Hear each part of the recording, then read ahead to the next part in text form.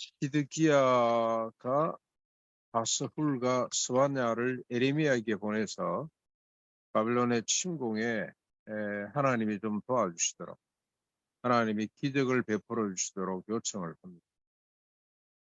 시드기야는 남쪽 유다의 마지막 임금이죠. 마지막 왕입니다.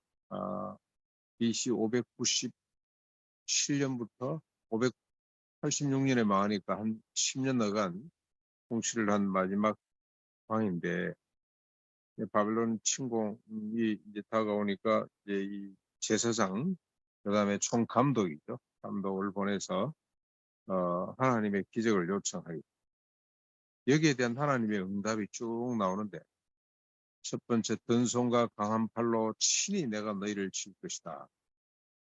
두 번째, 성읍에 있는 모든 것을 치되 칼과 기근과 연병으로 칠 것이다.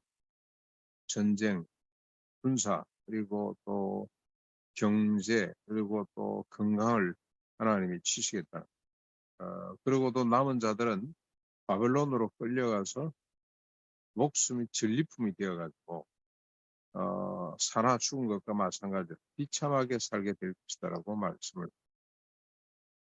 그러면서 난공불락이라고 자랑하는 예루살렘과 그 다음에 또 여러 가지 골짜기 바위 틈에 숨어 있는 마을들, 이 마을들에 대해서도 누가 우리를 칠 것이면 누가 들어오겠냐고 큰 소리 치지만 바벨론 왕에 의해서 불타게 될 것이라고 예레미야를 통해서 말씀을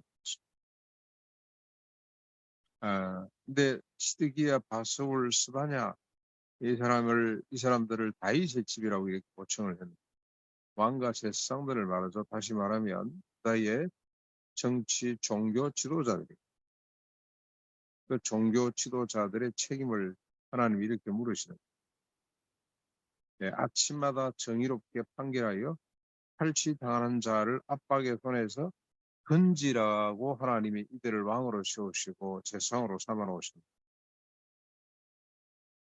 이 명령을 부정합니다. 부정하고 불순종합니다. 이게 뭐 반복입니다. 정의가 뭐가 중요하냐? 이 정의가 뭡니까? 정의는 높은 자를 낮추고 낮은 자를 높여서 평균케 하는 거. 그래서 이 땅의 모든 인간, 그리고 심지어는 짐승들까지 존엄하고 안전하고 행복하게 살아서 생육하고 번성해서 땅에 충만해지도록 하는 장치가 이게 정의다. 이게 하나님의 뜻이 정의라고, 이렇게 인애와 정의라고 하는 두 말이 다 포함될 수가 있습니다. 이건 정치적 해석이 아니고요. 율법 정신, 율법의 핵심 내용이죠. 율법 613가지를 두 단어로 압축하라 그러면 정의와 인임, 공의와 사랑이죠.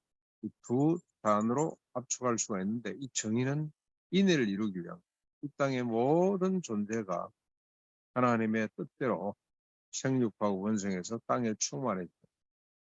이게 정의.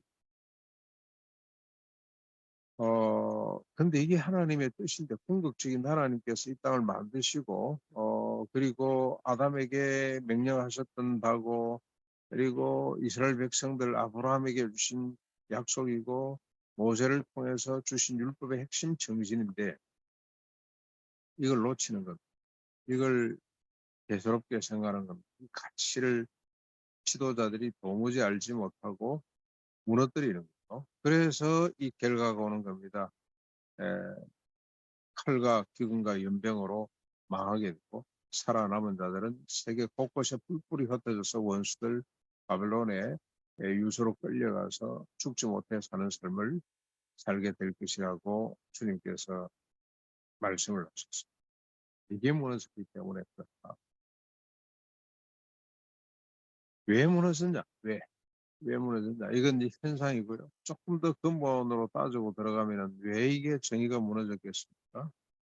이 정의를 잘 보존하도록 하나님께서 정치, 종교 지도자들을 세우고 그들에게 막강한 권세를 주셨는데, 이게 제대로 서기만 하면은 열국의 중심이 돼서, 한때 잠깐 그랬죠, 다윗 때. 열국의 사람들이 배우기 위해서 저 조그마한 나라가 척박한 땅에서 어떻게 저렇게 행복하게 잘 살 수가 있냐. 그래서 배우러 올 이걸 무너뜨린 겁니다. 세워줘. 왜 그렇습니까? 조금 더 근본을 따지고 들어가면 죄 때문이죠. 죄. 죄가 뭡니까? 자기애적 욕망, 자기 중심성, 하나님이 주신 이 권력을 자기를 위해서 사용하는 것.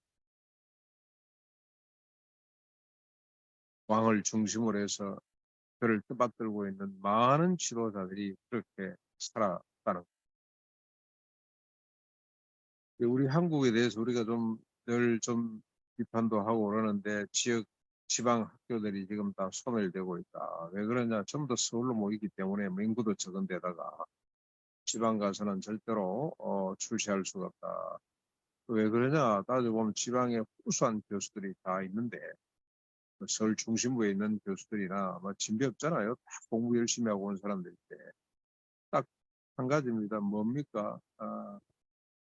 주말 되면 서울로 다 올라가 버려요. 그것도 수 몰아가지고 일주일에 한 두 번 정도 내려와 있고 다 올라가 버리니 그들이 지방에 대해서 관심이 없어요. 서울만 관심이 있어요.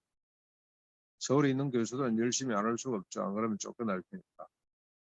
그래서 지방 대학들이 소멸해 가는 이런 현상을 우리가 한번 진단도 해보고 또 안타까워했습니다만 결국 왜 교수들이 내려와서 그 지방에 살면서 지방 아이들과 함께하고 지방의 취업들 문을 열고 개척하고 기업들하고 같이 방법들을 찾고 해야 될 텐데 그래야지 않는 이유는 뭡니까? 지방에 내려오면 자식들 교육 걱정, 심지어는 우리 아버지는 제가 서울에 있으니까 야 너는 참 좋겠다. 너 아이들 서울말 배워서 참 좋겠다. 말도 서울말을 써야 되고 서울 중심, 자기 중심 이러다 보니 지방 대학들이 지금 말라 떨어지는 아무도 책임질 사람이 없습니다. 자기 밥그릇이나 챙기지. 그러고 저 전주대학만 해도 그렇습니다. 전주대학 이야기를 들어보니까 원래는 지방에 내려와서 같이 살기로 그렇게 뭐 약속을 한다 그럽니다만 그 약속 지키는 사람이 없죠.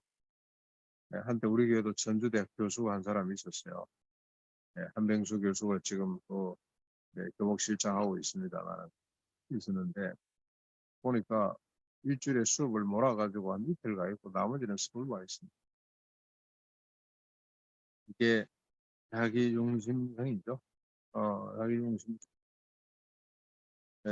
이것 때문에 정의가 무너질 수밖에 없고 정의가 무너졌기 때문에 하나님께서 심판할 수밖에 없는 것이 시드기야 당시에 현상, 시드기야 당시의 상황이라고 하나님께서 이렇게 판단하시는, 판결하시는.